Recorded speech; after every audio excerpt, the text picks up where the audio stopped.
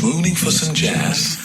Let Nothemba Madumo serve you up some jazz and beyond. On 702 and CapeTalk. Jazz and Beyond on 702 and CapeTalk with me, Nothemba. And of course, this is our in-depth conversation, which is going to be on a podcast on YouTube as well as on the Prime Media Plus platform. And our guest today is the incredible bassist, composer, producer, multi-genre musician who not only has he, had his own solo project, but he also delves into these collaborative projects where he has his own sextet, which he calls Mabuta. And then there's the other one called Skyjack. And then he also wears another hat as a writer and composer of electronic music. He's just here, there. You'll find him everywhere. Mm-hmm. And his name is Shane Cooper. Hi, Shane. Hello, and thank you for having me, Sis Nothemba. It is such a pleasure to have you, Shane. And I was thinking maybe I should ask you to bring your bass, but I'm thinking, that huge thing. How are you? I should have, actually. I thought about it, and I thought, okay, are you going to need an extra mic, or are we going to need to plug in things? But I just thought, actually, that one it's just appropriate, naked. Yeah. So you know what I mean? To go anywhere you are, yeah. Yeah, naked is the word, and it's and I'm just curious as to all these years playing the double bass, mm-hmm. or even the bass. Mm-hmm. How's your right hand? Well, to be honest, right now it's good, but it's an interesting question because it is something that can cause injury. It's as you know, it's a kind of cumbersome instrument. It's not a very heavy instrument, but it's sort of it's something that requires a particular kind of mindfulness when you address it physically. And last year I had a nerve injury in my left hand, in fact, that meant I couldn't play. I was about to go on tour with this very group we're going to talk about later today. And a few days leading up to the tour, I was practicing, and because of not warming up in that practice session, I caused a nerve injury in my left hand, and I wasn't able to play the double bass for several weeks. Are you as a result. And this was 3 days before going on tour, so I had to play this kind of almost miniature electric bass because it was much lighter and easier to play. But yeah, it was. Are you left or right hand? I'm right-handed, but it's the one where it's on the neck. So it was that. So it was like the tip of the finger. It was weird. And it's related to the back, really. So it's to do with posture and to do with picking up the instrument and just starting on that day. I was rushing into it and not warming up, and that caused this weird nerve injury. So it is actually something that's quite.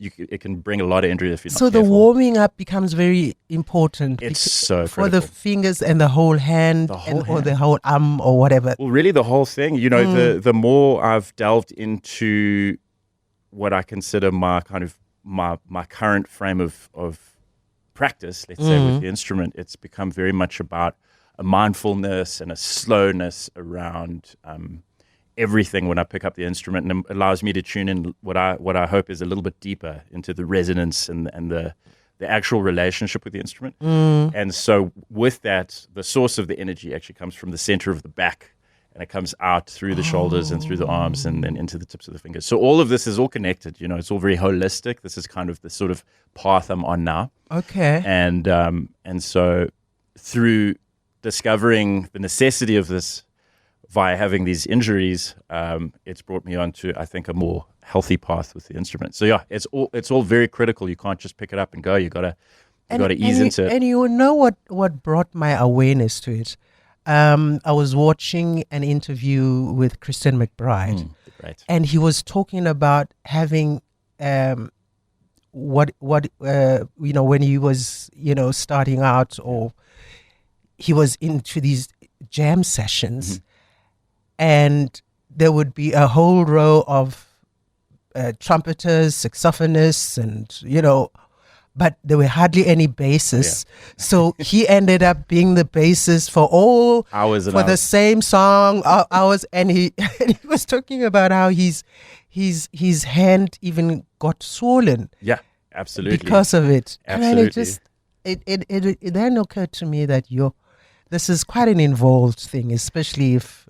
But do you find yourself that there are not that many basses in jam sessions where you're there for hours on end? This is kind of the cliche. So any bass player knows if they're going to a jam session to just attend and hang out, they mustn't think that they can spend most of the night chilling and having some drinks with their friends. Because as soon as that bass player who's in the house band sees them walk in, He's like, he's thank you, desperate Jesus. for a change. Yeah.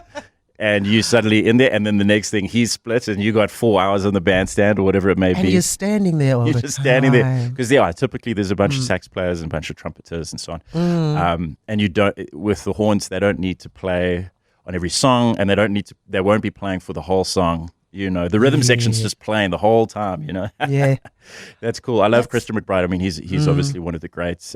So it's nice that you heard that story from him. I love that. Yeah, it's very interesting because also just bassists as leaders Yeah.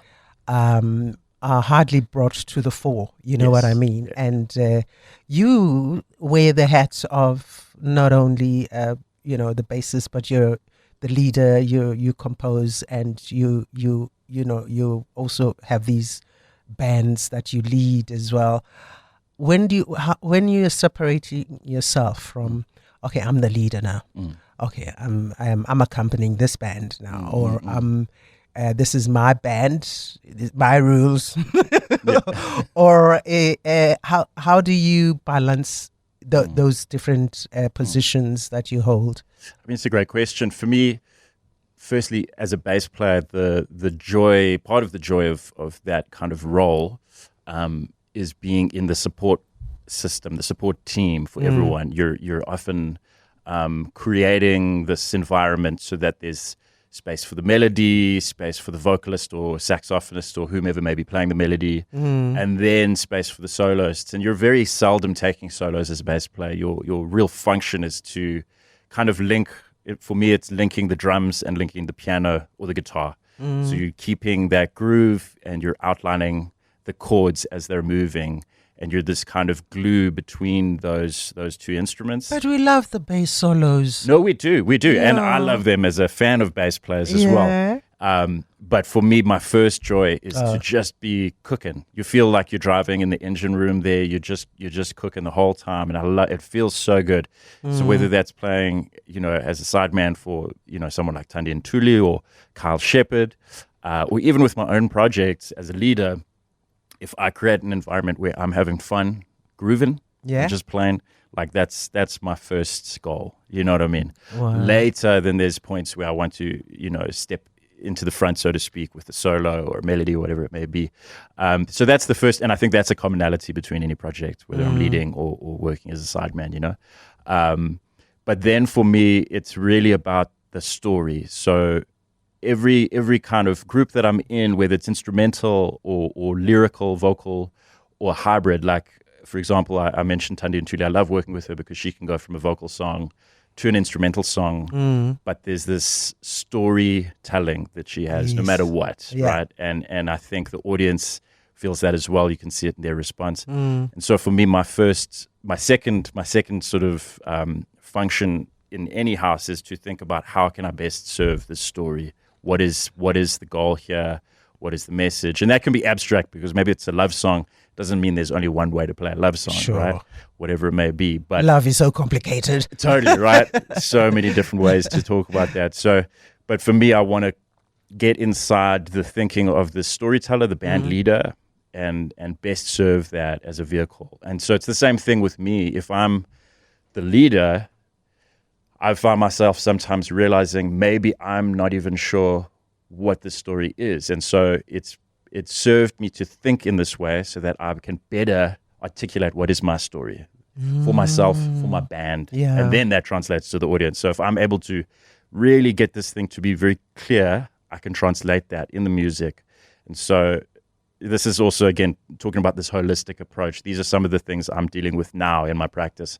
And so by navigating that space and understanding what is it that makes a message talk really clearly, sometimes it's about simplifying and editing, and so, and you know this well from radio and that sort of thing. It's sometimes less says more. Absolutely. And so for me, it's often about revisiting a composition and going, what really translates the essence here. Get rid of the rest, and that I always see the results with an audience, because the audience tells you what works. Especially in South Africa. Absolutely. We'll talk about the South African audience a little later on. But I just want to go back to your younger self back in Port Elizabeth, where obviously you moved to Cape Town after that. But as a teenager, what was life like for you in Port Elizabeth that got you even into the music business? Yeah. I was very fortunate when I was in high school to have some great music teachers who I consider to be really the mentors of my early years. As has been the case in jazz globally, and certainly in South Africa, mentorship, I think, is at the core story of a lot of the greatest musicians now. So many of the musicians who've gone on to, I think, make the best records and create these incredible projects over the last decades. If you ask them about the origin stories, they had a mentor or many mentors. And so it really speaks to how this music, yes, it's institutional in these music schools and stuff, and that's very important, and that's also a space I do come from as well. But I would argue that having a good mentor is actually more instrumental. Who were your mentors? And so, in my early years in Port Elizabeth, I had, for example, I worked a lot with an incredible musician named Graham Bayer. I had an incredible music teacher named Marlon Louis. I worked a lot with the guitarist who was in the Genuines, the great band, the Genuines. I think you were in that band for a bit. No, you weren't. Okay. But yeah, worked with the guitarist who was in that band, Gerard O'Brien. So from a very young age, I had these people who were much older than me, and they took me under their wing, and they taught me so much. They showed me so much great music, and that's also really critical. That I think a formative age is to be exposed to a wide array of jazz. From the South African catalog to the American catalog, and all the different subgenres of jazz. So I was very, very fortunate to be exposed to all of these things and develop a curiosity, a healthy love and curiosity for the music that later became really just a complete focus on bass and studying the music. I was then fortunate to go to Makanda, to the arts festival there, be exposed to Carlo Mombelli. Is this when you won the Young Artist No, this Award? is before. I'm still in school then. Yeah, okay, still in school then. Okay. And I go and I see Carlo Mombelli play with one of his earlier versions of his Prisoners of Strange bands, and that completely changed my kind of perception of music and sound, what was possible. Because up until that point, I guess I'd heard more just incredible bands, but live I'd heard, there were only so many bands that toured through Port Elizabeth at that time. It was much more traditional formats and that sort of thing. So when I heard Carlo Mombelli, I remember him coming on stage, and he had a gramophone playing records and tuning in and out of radios, and he had loop pedals, and he was creating these sort of tapestries of sound with like scissors and weird kids' toys and all these things. He has got the most, when he's on stage, he's got all these incredible different things that create these sounds, and you think how he even coordinates that is wild. Absolutely incredible. So it was sort of eye-opening to me to see that all of this was possible, and also allowed within a sort of jazz framework to go anything is possible sonically. And so I saw that concert, and that kind of really was that was a catalyst for me to go, this is something I want to take really seriously and pursue. I went to a few of his workshops, and he illuminated for me what it takes to become a high-level musician in terms of the dedication and the time you need to put in. And so after coming back from that, I basically became completely completely focused on that. That was my life. I played endlessly. Could that then been, or was it the other way around? In you now exploring the electronic music space, So- or what came first? So actually, at the same time, I was exploring it didn't create that interest. I was already doing it. I was dabbling on some computer software on the computer that belonged at home, like in my dad's office there and stuff. And I was playing with things anyway. But what that experience of Kolobombeli created was this awareness that they could all come together. Yeah, There was no- just opening the world Completely. of what is possible for you. Completely. Yeah, there was no reason to say a jazz group just has to be these acoustic instruments or only be sort of more of a traditional thinking around the sonic. It was like really anything can go, and that for me was a game changer, because I realized that all of these things I was interested in within my own kind of research and curiosity had a space to come together. Yeah. And then, I moved to Cape Town. I did the whole study at a university thing, which was great. I met incredible peers there. I met people like Bukani Daya, Sisonke Konti, Luanda Gogwana, Mandisi Gianchis, like so many amazing musicians that have all gone on to create incredible careers in that. So I was very fortunate to be there at that time with them. And then at the same time, my interest in electronic music was still there, but I put it on hold, because when you study jazz in an institution, it requires a lot of time to really get into the music as much as possible and actually cover kind of 100 years of jazz history in a 4-year period. You're going to Louis Armstrong, you're going to the full spectrum from the early 1920s all the way to modern day. So I put everything else on hold, and I just consumed my time with jazz.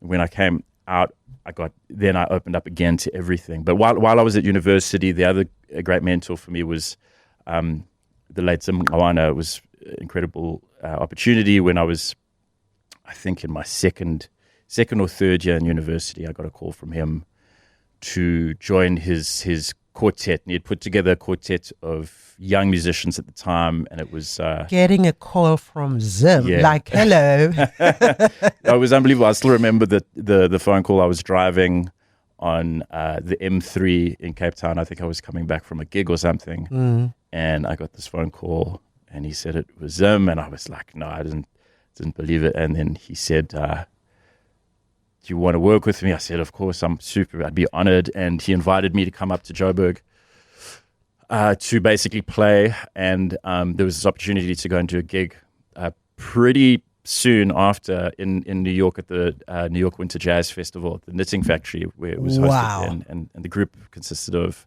Duzo Makatini and Ayanda Sakade. So it was amazing. And they'd been working with him for some time. Already, and very involved within the framework of Zymology and so on. So I stepped into something that was already like cooking, and arrived in Joburg, and I think we spent about 4 days together, and it was amazing because every day basically we would get up and we would go into there was this like kind of what used to be a sort of community farm church thing. So it had pews and a little stage and an amazing piano on stage. And we would get up and we'd go there and we would play for like 4 or 5 hours. Wow. And it was mostly just playing through free improvisation, then through compositions of his, then free improvisation, then compositions of, and so you would kind of melt through these sound worlds. And that's how we worked on the music. It was amazing because at the time, he was also working on an approach that was we would play shows without a set list, so we would never know what we were going to play. All we knew sometimes was like we start in the key of F, and then we see what happens, right? So through that practice of getting up in the morning and just going and playing for hours, it was like a baptism, of fire for me, and an incredible way to basically go from, a newcomer to the situation to learn as much repertoire as possible, but also learn the ways of these musicians, what they'd been developing, and what Zim was hoping to get from us and from myself and that sort of thing. And also allowing the freedom of and space for you Yeah. to explore yourself Absolutely. in the moment. Oh, absolutely. Yeah, absolutely. It was incredible. So that was a really powerful experience. And we went and played in New York. And then after that, we had a bunch of really, really great tours in and around Europe, traveling by train and that sort of thing. So it was a very, very beautiful experience to work with him. And that I think he was really the other incredible mentor that played such a huge role in my development at the time. But not only at the time, I've said to people since that a lot of the lessons he taught were so philosophical, while being through the practice of music and through this journey of music making. A lot of it was around his philosophies to do with life, spirituality. Yes, spirituality a lot. It was all connected, right? And so a lot of that I've started to understand more in the years that followed, through my own journey as a human and through my own journey as a musician. And that's amazing. That's really a powerful thing. I think when you can encounter someone who has an impact on your life, that it's still these messages and these stories sort of unfold with time. They're not just a learning that happens once, and that's cool. I wish I could tell him that now. But what's amazing is that he lives on through his music, and everything. And through people like you. Absolutely. I went to watch a wonderful Zim tribute the other day, and that was amazing because it was some of the original members from those early recordings. It was Andile Nana playing piano. We had Malum on bass, Herbie Tswaili, and we had Sisonke Auntie playing sax, who's now in the lineage, And so it was an incredible meeting of the minds. We had Ayanda Sekade on drums, who was then in this formation with Duduzo and myself. So it was an incredible kind of multi-generational thing, and it was powerful to see the response of the audience there, to feel the response in the community, and what that music has meant for so many people. It was profound. It was really beautiful. Oh, that's just beautiful. And also, I'm just in awe of the appreciation of the impact of the kind of mentors you had, and how their legacy lives on through you and all these other musicians as well. But then you deliberately decide that, with this other Shane Cooper side, who's electronic, you'll just call yourself something else so that we don't get confused. This card on spokes. Tell me about why you call yourself card on spokes there. Is it so that we know and acknowledge that there's different colors of you? This is one side. There's another. There are many others. Absolutely, yeah. That was first done because what I wanted to do was, when I entered the sort of electronic music space, that's very much in the world of DJs and clubbing, and it's a very different community, and it was important for me to establish credibility in that space through the merit of the work I did, not because I was already known in the jazz world. I didn't want to enter and have people know me as this jazz guy who's dabbling in another space. It would feel less intentional.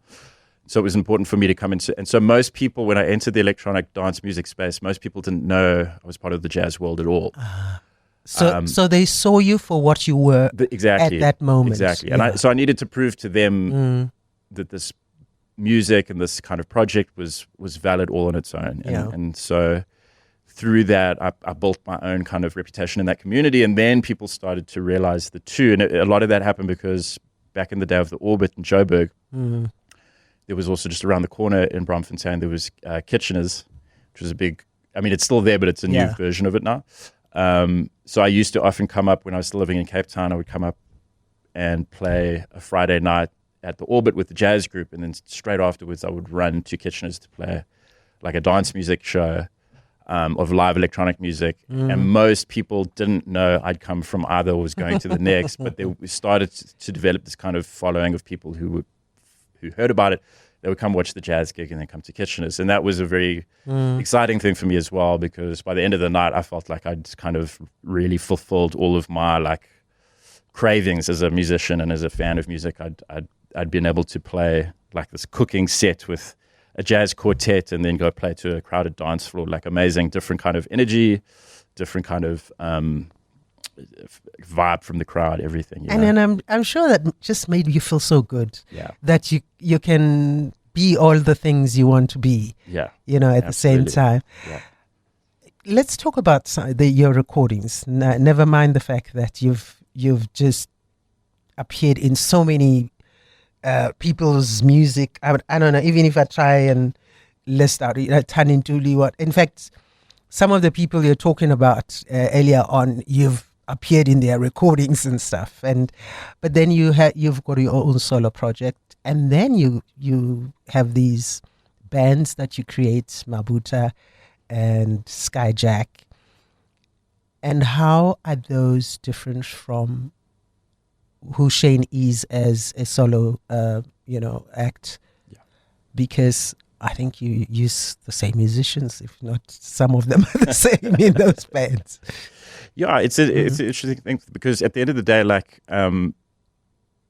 even when, I think at this point for me, even if there are two projects that have some similarities and differences in terms of the music, in terms of the personalities inside, at the core of it all is like, and this is what jazz allows, I think this is what's so beautiful about jazz, is even within a project that's maybe a band leader situation or a collaborative thing, there's space given for everyone to really bring their own story, their own life story. So when I'm listening to music, when I'm listening to jazz that I enjoy, what I'm allowing myself to look for and experience is actually the life experience of each of these musicians and how they're able to bring that into their playing.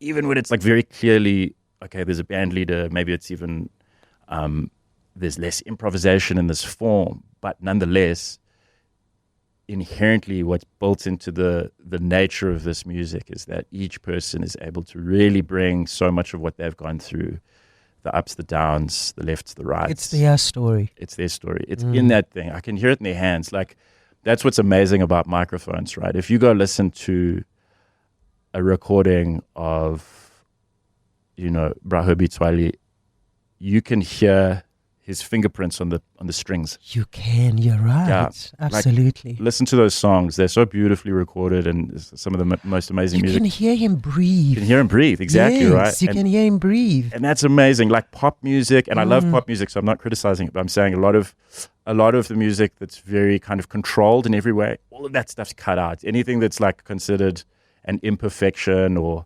like not this kind of perfectly photoshopped thing is removed from the final equation, especially nowadays, it's auto-tune and everything's really polished.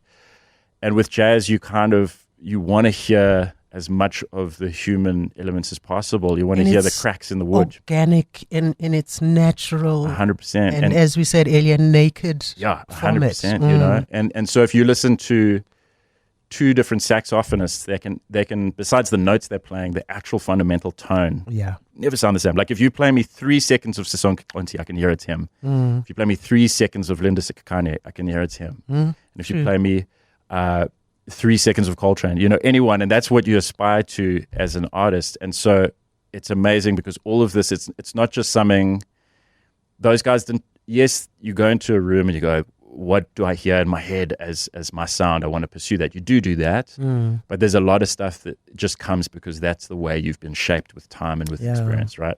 And so that's what I'm listening for first as a fan, and then when I'm listening to music, like for example, yesterday we're working on a live recording of a Skyjack song at the moment, and so I'm doing the mixing of it, and so the first sort of thing is get the mix to sound good, make it really sound good, and then you sit back and you go, okay, let me emotionally listen to this. Does it translate? And I was struck by how this was a song composed by the trombonist, right? So it's really his kind of idea that we then breathe life into. But within this sort of 7-minute journey, I was able to hear the personality of each of the musicians in the group really clear, really distinctly. And I thought that's wonderful because that's, for me, when I'm writing a song for collab, that's also what I hope to achieve, is that each player feels some sort of connection enough to really breathe a lot of themselves in, not just a little And bit, even us as listeners and appreciators, we hear and feel that. Yeah, I love that. I'm able to say, I'm loving what either the saxophonist is saying, because that is out. I sometimes I'd say that is so like him, kind of thing. Because everyone has their own nuance, texture and tone, kind of thing. Absolutely. Let's talk about the because you've got Mabuta, and then you've got Skyjack. Now, Skyjack obviously is, I think, different because you've got the Swiss collaboration, band members in it. I don't know. I'm trying to rush to, because I've got so many questions. One of those questions, I'll see if I can fit it in, has to do with how, with your travels and your collaborations, especially with overseas musicians, the Chabanka and all that, how have they viewed South African jazz, and what impacts have you seen it has had for even these kind of collaborations to happen, and for them to want a piece of this? Absolutely. You know? I think the first thing is just you could argue that the experience that the musicians have had from the audiences here is perhaps one of the most profound impacts. And I think this could be felt by musicians from obviously Switzerland is a specific place in Europe, but I'm sure the American musicians who come feel the same thing, even though that's a very different culture, They keep wanting to come back. They keep wanting to come back. Yeah. Us as music lovers, we express the love and differently, I think, from what they're used to. Yeah, I mean, South African audiences, I think, are some of the best in the world in terms of the feedback. Live on stage, it's incredible. But you've got guys. I mean, one of my favorite things is when audiences here start singing the melody, because it's immediately like a church environment. People are singing 4-part harmony out of nowhere. It's incredible. And dancing like really well and cheering, and the love is felt. There's a very musical country, CM Tembu from The Brother Moves On. He always says something like, we're a country of no lead singers. And I don't really agree, because we've got some of the most amazing lead singers, but I think what he's saying is really that everyone here sings, right? Everybody. And I love that, and that's really a unique thing. So yeah, they come, they experience that, and it's you want that again. You want that again. It's our life as musicians on stage. It's the feedback we get is what we live for in a lot of ways. And so the other musicians, tap into that experience and want to be part of that. Big time. Yeah. And that same energy they're getting on stage, they're getting in the streets, in the culture, amongst the people they meet. Like, I remember a tour we did last time. One of the band members, when he arrived, he even said the people like at the airport were just so friendly. He couldn't believe it. Like, he immediately felt like he could only be in South Africa, Yeah. What's the difference between Mabuta and Skyjack in terms conceptually? I think fundamentally, like, Skyjack, really, the first thing is it's very much an acoustic format. Kyle's always playing piano, at least in terms of when we can access a piano for the gigs and that, and certainly in studio.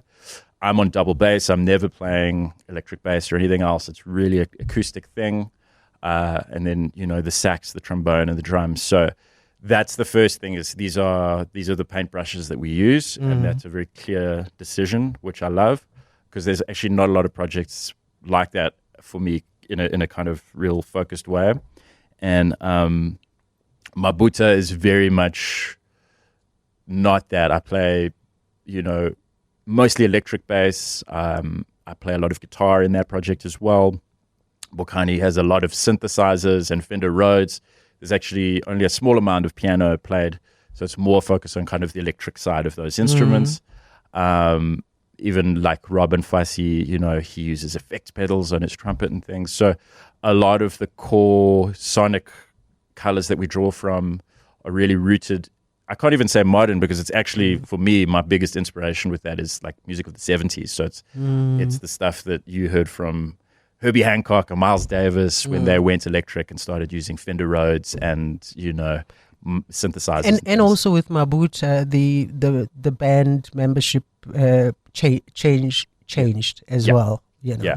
I mean, we originally had Marlon Vitboy on drums, and then it switched to Jono Sweetman. But we've also used a lot of guest artists where the Skyjack's been really that quintet. Yeah. Mabuta, we've had a lot of amazing guest artists over the years. Even the last record, we had like many different drummers and stuff. So it was very much just about kind of not being too defined in certain areas and really open, and it jumps around. There's a lot some of the songs are very inspired by music from West Africa, and then some of the songs are inspired by electronic music from the United Kingdom. It jumps around a lot. Yeah, it's kind of, but there's a cohesiveness for sure as well. I think if you ever listen to any one of the records, you can hear that there's a common ground. And then Skyjack, let's talk about who's in that zoo. Yeah, absolutely. So what's really cool is, Skyjack has at its core in the rhythm section, we've got Kyle Shepard on piano, we've got Jono Sweetman on drums, and I'm on double bass, and that's. But okay, before you go into even more detail, because even with Kyle Shepard's projects, his trio, you guys are there, and it's like, okay, how are we going to differentiate whose project is this kind of thing? You know, but obviously you're going to tell us now as to it's got nothing to do with Kyle. No, absolutely. So originally when the group started, we had Kesavan Naidu on drums, Kyle and myself, and then Kesavan wanted to go focus on some other stuff career-wise, and so we basically had a decision to find a new drummer, and there was an open. What we did is, instead of just going, okay, well, Jono works great with Kyle and myself, we've got this long history with the Kyle Shepard trio. We've actually had a few auditions and things like that. So we wanted to open it up and try, open the field of vision so we could see who's a good possibility here. And so the guys that we already knew from playing with, we actually had like a lot of meetings and we discussed them at length. And then I went off and auditioned a few people who were kind of new, like newcomers in the scene and that sort of thing, to just see. And we looked at everyone really honestly in the discussions, and ultimately found our way to Jono. So it was a very clear decision for musical reasons. But within the space, the way that Skyjack works in terms of like the democracy of it and the development of material, it's got its own language and its own approach. So Jono just stepped into that, and so it's just naturally still been a Skyjack journey, which is amazing, and an evolution of that. And then of course on saxophone we've got Mark Stuckey from Switzerland, and Andreas Chop on trombone from Switzerland. So and to get them to be part of Skyjack, obviously that was very intentional. It was actually a super organic process. Basically what happened was the origin story is in 2012, Kesavan and myself were invited to Switzerland to be part of this little festival that's run by Mark Stuckey. And we did a few shows just as a trio, sax, drums, and bass. And then we did this festival gig, and he said, why don't I invite my friend Andreas, who's a trombonist, on, and we make a little quartet thing. So we did that. It was an amazing experience, and we thought that was going to be the end of it. Sometimes these sort of festivals have these once-off like multinational collaborations. And the following year, I won the Standard Bank Young Artist Award. And so there was an opportunity from the team to go to Grahamstown. To basically like, when you win that award, it depends on the year, but if you win that award, they typically say like, let's try bring someone from overseas to collaborate with you, and then they can do their own shows as well. So they get their own experience of South Africa and that sort of thing. But you then get this opportunity because there's sometimes some, access to help with flights and things like that. So they said, who do you want to try bring? And they were like, aim really high and let's see what's possible. And I said, well, I want to get these guys from Switzerland because we just had this experience a year ago. It was amazing. And they said, great, let's do it. And we brought them in, and we put together a little tour that included shows around SA and then also a show in Eswatini. And I said, let's add Kyle Shepherd. And that's it. So it's a super organic process. This also was only meant to happen once. So we did that tour. We did the Young Artist gig in Makanda, and it was amazing. And we said, let's try to do it again. That was it. But it was never, there was no point at which we were like, we're starting a new thing and this is going to have a long life. We just went for opportunities that came up, and then the next thing we fell in love and we wanted to recreate it. So you're touring now. Yeah. This end of this month, this year. Where are you performing? We have 6 shows lined up, Johannesburg and Cape Town, and it's going to be an amazing experience because we're premiering new music before we go into studio to record our next album. Okay. So this stuff's going to be played for the first time in front of live audiences, which is very exciting. It means that along the road, we will take influence from the crowd kind of energy that we get, and maybe make some tweaks. I'll always do that with my compositions. The first night we play it, the next night I might go, hey, let's make that section longer or cut out this section because of. Is this now new material from different from Light Cycle? Exactly. Which is the album you came up with last year. Exactly. So this is all brand new material. So we're very excited to premiere it. And then straight after the tour, we'll go into studio. So let me read to you the dates now. Yeah. Johannesburg, it starts Friday the 5th and Saturday the 6th. We're playing of December. At Chisa de Pazzo Lupi in Melville. Yeah. It's going to be real nice. We're bringing in a baby grand piano, so we're going to have beautiful sound. And yeah, really excited. I love playing at that venue. Kylie's best on a grand. Oh, it's unbelievable. It's unbelievable. Sunday, the 7th of December, we are at this amazing festival, Umanyano Lwe Jazz. So we're super excited. Yes, My first time going. Oh, it's an incredible experience. Oh, wow. I can't wait. And shout out to them. They're really such a great team. Then the following week, we head to Cape Town, and we're going to be playing Thursday, the 11th of December, and Friday, the 12th at Ganesh in Observatory. This is a free show. So we want people to pack it out. And then Saturday, the 13th of December at Axminster House in Muizenberg. And that wraps up the tour, and then we head straight into studio. Okay. We're about to wrap it up. But I think especially you talked about how mentors have been very important to you when you were young. And I'm thinking, for anyone who's young and wanting to reach the level of success for the likes of you, Shane, and they wonder, he has all these projects going on at the same time. You basically become your own CEO of your career. Yeah. As a musician, that's not easy. Yeah. Because you got to be your manager, your lawyer, your publicist, your everything. How do you get that right? Well, and especially if you're an independent artist who doesn't have a big record label to do all that stuff for you. Oh yeah, I had to learn the hard way that it's actually about taking time off. That's something I learned the hard way. So I used to just basically have like the whole discussion around work-life balance. It was just work for me. And at some point I was like, okay, this is not sustainable. So I became much more proactive and conscientious about taking time off. And by doing that, I became way more efficient at the time I was working. So I was much more focused on time management and strategizing and being really kind of curatorial around what's important when do I need to be creative, when do I need to focus on the business, because I don't like to be, if I'm jumping around very close to each other from a creative zone to a business zone, they both suffer. So I have to compartmentalize to be very effective. And I'll have to go, okay, for the first half of tomorrow, I'm just composing. There's no phone, there's no emails, there's no distractions. then I'm really effective at being creative. And maybe the second half of the day, I'm dealing with the business side of things.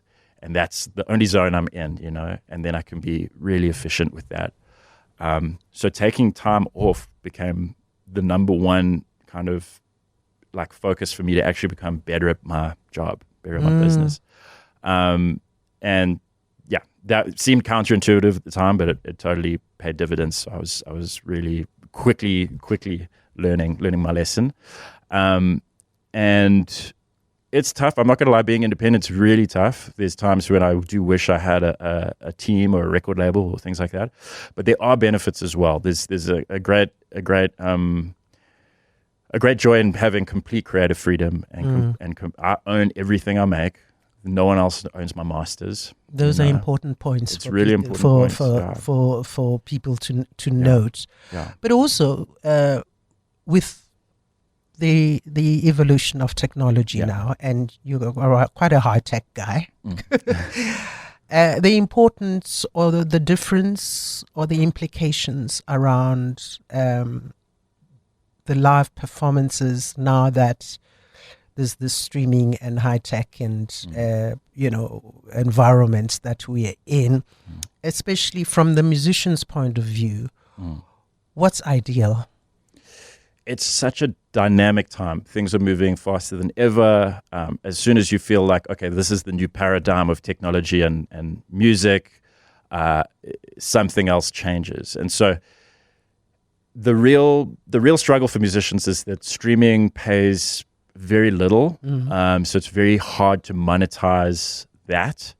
You can make significantly more from selling merchandise. So that's something that's really important to focus on is vinyls. CDs are hard to sell, but whatever you can, you find the market, right?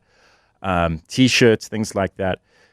But at the crux of it all is live performance. And I'm not talking about like as a way to make money. I'm just talking about what we do it for, what it's about. Yeah. And that has to be your North Star, because every time I step on stage and I'm able to play for an audience who are receptive, I'm reminded this is what it's about. And so I think through any evolution that may happen with technology, because it's coming fast and changing all the time, that's the constant. That needs to be the constant. It needs to be the constant. And so if any artist lets that be their North Star, the experience, the human interaction, the experience of being in a room with people, they will be fine, because that's what guides this whole thing. It's community driven. We need to remember that and focus on the human connection. Forget about the tweets, forget about the TikToks, all of that stuff.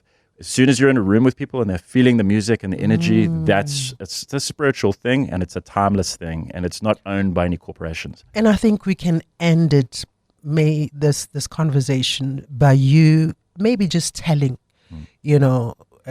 music appreciators as to why it's important for them to attend, the live performances that are there. Yeah. Because to be honest, even with me, yes, I can listen to music in my house on the, with the headphones or on the music system or even on the phone.